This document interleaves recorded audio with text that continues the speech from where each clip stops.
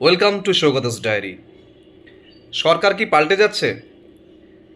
মানে তৃণমূল থেকে কি সরকার বিজেপির হয়ে যাচ্ছে? রাজ্যটাকে এবার বিজেপি চালাবে? যদি সেটা হয় তাহলে কি ঘটবে না ঘটবে, বা সেটা আদৌ ঘটবে কি ঘটবে না, সেই প্রসঙ্গে আলোচনা করবার মতো ভিডিও বা চ্যানেল আমার নয় প্রথমত। কিন্তু এর মধ্যে একটা বিরাট ব্যাপার লুকিয়ে আছে, যেটি আমার চ্যানেলের সঙ্গে রিলেটেড। সেই বিষয়ে আজকে একটু কথা বলবো। যদি সরকার পরিবর্তিত হয়ে যায়, মানে তৃণমূল সরে গিয়ে যদি বিজেপি আসে, যদি এরকম হয়ে যায়, তাহলে কি ঘটবে নিয়োগের? অনেকের মতেই একটা পরিবর্তন আসতে চলেছে। সেই পরিবর্তন আসতে চলেছে কি আসছে না, অথবা আসলে কি ক্ষতি কি সুবিধা, এই সমস্ত কিছু আলোচনা আমি কিচ্ছু করব না। অনেকে বলছে টিএমসি থাকবে, অনেকে বলছে বিজেপি চলে আসবে। এরকম অবস্থায় যারা সব থেকে খারাপ জায়গাতে আছে তারা কে? তারা SLST 2 এর ক্যান্ডিডেটসরা। জনগণ নয়, ওই সারা পৃথিবীর জনগণ একদিকে এবং এই SLSTর ক্যান্ডিডেটসদের দুশ্চিন্তা আর একদিকে। হ্যাঁ, এটা খুব খুব খুব ইম্পর্টেন্ট একটা প্রশ্ন, যে সরকার যদি চেঞ্জ হয়ে যায়, এই রিক্রুটমেন্টের, এই প্যানেলের, এই নিয়োগের ভবিষ্যৎ কি? যেভাবে সমস্ত কিছু চলছিল সমস্ত কিছু কি সেইভাবে চলবে, নাকি নতুন সরকার এসে প্রথমেই বলে দেবে যে না, এসব আমরা মানি টানি না, এসব তৃণমূলের দ্বারা ঘটেছে, আমরা এগুলো মানি না, যা করতে হবে নতুনভাবে ফ্রেশভাবে করতে হবে, এই নিয়োগ এই প্যানেল আমরা মানি না, এটাই কি বলে দেবে তারা? এই যে ক্যান্ডিডেটসরা, এরা দুটো দলে বিভক্ত। একদল চাই নতুনভাবে পরীক্ষা হোক। তারা কারা?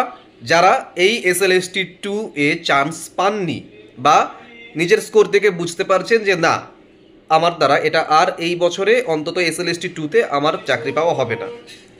আর এক দল রয়েছে যারা চাকরি সিকিউর করেছে, অথবা 9-10-এ, মানে 11-12-এ চাকরি সিকিউর করে ফেলেছে, অথবা 9-10-এ খুব সুন্দর একটা স্কোর রয়েছে, বুঝতে পারছে ইন্টারভিউ মোটামুটি দিলেই চাকরিটা পাকা। এদের দলটা ভাবছে যে না, কোনো কিছু চেঞ্জ হয়ে গেলে সর্বনাশ হয়ে যাবে, কারণ চাকরি পাওয়া মুখের কথা নয়। এবং ক্যান্ডিডেটস যারা 2016 রয়েছেন, তাদের তো অনেকজন 11-12-এ পেয়েছে, তারা তো অবশ্যই প্যানেলের পক্ষেই। তাহলে এবার কি ঘটতে চলেছে? যখনই এই নতুন সরকার যদি আসে নতুন সরকার, তাহলে কি সব খোলনলচে পাল্টে দেবে, সব নতুন করে আবার শুরু, নাকি একই রকমভাবে যা চলছিল তাই হবে? আসল ঘটনা যেটা আপনাদের বলবো সেটা হলো যে না, কিচ্ছু পাল্টাবে না। এক কথায় শুনে নিন, কিচ্ছু পাল্টাবে না। যে দলেরই সরকার গঠন হোক না কেন, যে দলই সরকার গঠন করুন না কেন, কিচ্ছু হবে না। কারণ কি? কারণ এটা সম্পূর্ণ সুপ্রিম কোর্টের তত্ত্বাবধানে ঘটছে, এটা সম্পূর্ণ সুপ্রিম কোর্টের নির্দেশে ঘটছে।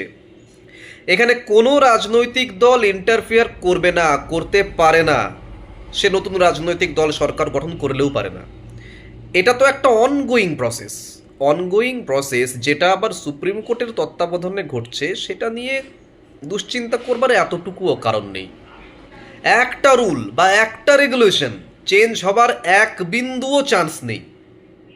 আর প্যানেল ক্যান্সেল না, সেটাও পসিবল নয়, কারণ ওই একটাই, সুপ্রিম কোর্টের তত্ত্বাবধানে ঘটছে। হ্যাঁ, নতুন সরকার যদি আসে, নতুন সরকার আসবার পরে আরও অনেক কিছু করতে পারে, তাদের পরিস্থিতি মতো, তাদের প্রতিশ্রুতি মতো।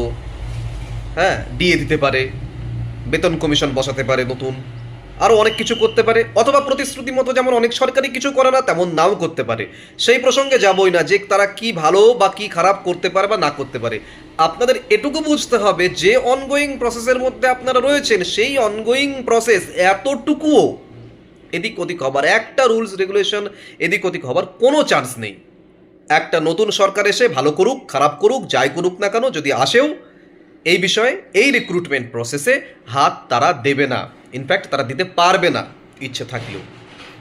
এই রকমের নেগেটিভ ভিডিও প্রচুর পাবেন, যে সরকার বদল হয়ে গেলে এই হয়ে যাবে, অনেক কিছু খারাপ হয়ে যাবে। নেগেটিভ ভিডিও দেখবেন না, বিভ্রান্ত হবেন না। একটা জিনিস কান খুলে শুনে রাখুন, কিচ্ছু হবে না। নতুন সরকার আসলে আপনাদের প্যানেল যা আছে তাই থাকবে। তাই যে সমস্ত জায়গায় আপনারা ওই সমস্ত জিনিসপত্র শুনছেন যে একটা বিভীষিকা বা একটা খুব খারাপ কিছু ঘটতে পারে, যে না, ওরকম ওই ওই ওই সমস্ত ভিডিও দেখবেন না। যে ভিডিও নেগেটিভিটি ছড়ায় সেই ভিডিও দেখবেন না। পজিটিভ ভিডিও দেখুন। হ্যাঁ, এবার বলি যে হতেই পারে কোনো চেঞ্জ যদি সুপ্রিম কোর্ট নিজে হস্তক্ষেপ করে, কোনো নতুন নির্দেশ যদি সুপ্রিম কোর্ট দেয়, তাহলে চেঞ্জ হতেই পারে কোনো কিছু। সেই পসিবিলিটি নেই বললেই চলে। তার কারণ হচ্ছে এত দূর প্রসেস হয়ে গেছে এবং সুপ্রিম কোর্টও চায় যে যোগ্য শিক্ষকরা এই চাকরি ফিরে পাক। আমি এর আগেও অনেকবার বলেছি যে যোগ্য যারা চাকরি হারিয়েছেন, যারা যোগ্য চাকরিহারাদের ফেরানোর জন্যই কিন্তু এই পরীক্ষাটা হয়েছিল, ফ্রেশারদের জন্য নয়। যদিও 9-10-এ প্রচুর ফ্রেশার চাকরি পাবে, সেটা তো পরের ব্যাপার। কিন্তু সুপ্রিম কোর্ট নিজে চাইবে না আর কোনো রকমের কিছু করে এই প্রসেসিংটাকে, যেটা এত দূরে এগিয়ে গেছে, কাউন্সেলিং হয়ে গেছে, আজ বাদে কাল জয়েন করবে 11-12-এর লোকজন, তাদের আর কোনো বিভ্রান্তির শিকার হতে দেবে বলে আর মনে হয় না সুপ্রিম কোর্ট। সুতরাং সুপ্রিম কোর্টও যে নিজের নির্দেশ কোনো কিছু পাল্টাবে বা কোনো কিছু অদল বদল করবে যে না, এরকম সম্ভাবনাও খুব খুব খুব ক্ষীণ। এখন মনের মধ্যে যে ভয় যে নতুন সরকার আসলেই সে হয়তো তারা হয়তো বলবেন যে এসব রাখো তো, এসব সব বাতিল, নতুন করে সব কিছু হবে না, এগুলো হতে পারে না, বাতিল করতে পারে না ওইভাবে। ঠিক আছে, কি করতে পারে নতুন সরকার? সে সুপ্রিম কোর্টে আবার যেতে পারে, গিয়ে বলতে পারে যে হ্যাঁ কিছু ত্রুটি রয়েছে এর মধ্যে, সেগুলো যদি ঠিক করা যায় আপনারা একটু ভেবে দেখুন। সুপ্রিম কোর্টকে বলতে পারে। সুপ্রিম কোর্ট যদি অনুমতি দেয় বা তার নির্দেশিকায় যদি কোনো পরিবর্তন আনে, সেখানে চেঞ্জ হলেও হতে পারে, সেক্ষেত্রে অনেক কিছুই ঘটতে পারে। কিন্তু সেটা ঘটবে না এই কারণেই, ওই যে যেটা বললাম যে সুপ্রিম কোর্ট নিজেই চায় যে খুব তাড়াতাড়ি যোগ্য চাকরিহারারা চাকরি ফিরে পাক। তাই সেটার পসিবিলিটি খুব খুব খুব কম যে নতুন সরকার এসে সুপ্রিম কোর্টে গিয়ে বলল যে এই প্রসেসিংয়ের মধ্যে এত বিস্তর গণ্ডগোল রয়েছে, আপনি আবার দেখুন, আবার প্রথম থেকে শুরু করুন। হ্যাঁ, এটা যে বলবে আর সুপ্রিম কোর্ট যে সঙ্গে সঙ্গে সেটাকে মেনে নেবে, কারণ সুপ্রিম কোর্ট নিজের তত্ত্বাবধানেই তার যখন টোটাল রিক্রুটমেন্ট প্রসেসটা হচ্ছে, সেই রিক্রুটমেন্ট প্রসেসকে টোটাল থামিয়ে দিয়ে আবার অন্য কথা ভাববে এবং আবার এতগুলো ফ্রেশার এবং এত যোগ্য চাকরিহারাদের চাকরি নিয়ে আবার গড়িমসি শুরু হবে, প্রবলেম শুরু হবে। মনে হয় না সুপ্রিম কোর্ট এটা করবে। আর যদি সত্যি এরকম হয় যে নতুন সরকার এসে সুপ্রিম কোর্টকে বলল, আর যদি সুপ্রিম কোর্ট আবার দেখা যাচ্ছে কোনো চেঞ্জ করবার কথা ভাবলো, তাহলে যারা চাকরি পেয়েছে তারা কি বসে থাকবে? তারা কি চুপচাপ বসে থাকবে? তারা তো আবার কেস করবে। যারা জব পেয়েছেন তারা অবশ্যই, এবং অনেক ফ্রেশার যারা জব পেয়েছেন বা পাবেন, তারা কিন্তু প্রত্যেকে ঝাঁপিয়ে পড়বে। সুতরাং আবার জল ঘোলা হবে এবং প্রসেসিংটা আবার আটকে যাবে। সুপ্রিম কোর্ট সেটা চাইবে না। এবং সত্যি কথা বলতে কি, আমি যেটা বললাম একটু আগে, হ্যাঁ, যোগ্য চাকরিহারাদের চাকরি ফিরিয়ে দেওয়ার জন্যই কিন্তু এই এই পরীক্ষাটা হয়েছিল। সুতরাং এসএসসিও সেইভাবেই এগিয়েছে এবং সেটাই থাকবে। এই কথা ভেবে যারা সময় নষ্ট করছেন যে সরকার বদল হবে আর সব কিছু প্যানেল বাতিল হয়ে যাবে, তাদের দুশ্চিন্তা করবার কোনো কারণ নেই। এইটুকুই বলবার আজকের এই ভিডিওতে আপনাদের, এইটুকুই বলবার যে এই নিয়ে দুশ্চিন্তা করবেন না। যারা 9-10-এরা আছেন তারা পড়াশোনা করুন, এবং 11-12-এর যারা রয়েছে তারা নিশ্চিন্তে থাকুন, তাদের চাকরি পাকা হয়ে গেছে, তারা স্কুল চুজ করে নিয়েছে, তারা আজ বাদে কাল জয়েন করবে। এবার হ্যাঁ, 31 আগস্টের মধ্যে টোটাল প্রসেসটা, অনগোয়িং প্রসেসটা শেষ হবে কি না, এটা একটা লাখ টাকার প্রশ্ন। এটা এখনও বলা যাচ্ছে না। সত্যি কথা বলতে কি, 9-10-এর এত ক্যান্ডিডেটস রয়েছে, সবার ভেরিফিকেশন, সবার ইন্টারভিউ, সমস্ত কিছু মিলে সত্যি সত্যি যে কবে 31 আগস্টের মধ্যে আদৌ কি শেষ হবে, আমার তো মনে হয় না ব্যক্তিগতভাবে। যদি হয় তাহলে তো আমি খুশি হব সব থেকে বেশি, কারণ আমার প্রচুর চেনা মানুষ রয়েছেন, আপনারা রয়েছেন, আপনারা দূরে থেকেও খুব চেনা, বহু মানুষ পার্সোনালি কন্ট্যাক্ট করেন এবং তারা আমার মানে প্রায় আপনজনই হয়ে গেছেন আর কি। তো সবাইকেই বলবো যে প্রিপারেশনের মধ্যে থাকুন, টেনশন করবার কোনো কিছু নেই। ওইভাবে প্যানেল ক্যান্সেল হবে না, নতুন সরকার আসলো আর প্যানেল ক্যান্সেল হয়ে গেল বা অন্য কিছু মানে ঘটনা ঘটলো, এরকম হবে না। পড়াশোনাটা করুন মন দিয়ে।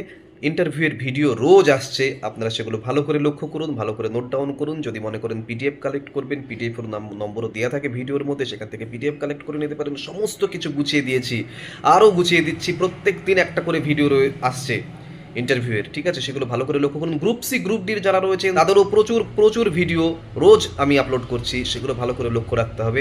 এবং যারা রয়েছেন গ্রুপ সি গ্রুপ ডির, তাদেরকে একটু শেয়ার করে দাও ভিডিওগুলো, তারাও পাক, ঠিক আছে? এবং সবাই এগিয়ে চলো, থেমে থাকার জায়গায় নেই, প্যানেল ক্যান্সেল হবে না, ঠিক আছে? এই নম্বরে যদি মনে করেন যে আমার সঙ্গে কোনো যোগাযোগ করবেন ইন্টারভিউ সংক্রান্ত কোনো কারণে, ইন্টারভিউ সংক্রান্ত কোনো প্রশ্নোত্তর তৈরির কারণে, অন্য কোনো কিছু নয়। ভেরিফিকেশন সংক্রান্ত বা অন্য কোনো কিছু কিচ্ছুর উত্তর আমি দেবো না, কারণ উত্তর দিতে গেলে প্রচণ্ড সময় নষ্ট হয়। সেই সময়টা আমি আপনাদের স্টাডি ম্যাটেরিয়াল তৈরির কাজেই লাগাতে চাই। সেই হিসেবে বলবো যে যদি আপনারা মনে করেন যে আমার সঙ্গে যোগাযোগ করলে আপনাদের কোনো উপকার হয় প্রশ্নোত্তর তৈরির ব্যাপারে, ইন্টারভিউ সংক্রান্ত, এই নম্বরে যোগাযোগ করতে পারেন। ভালো থাকুন, দেখা হচ্ছে পরের ভিডিওতে খুব তাড়াতাড়ি।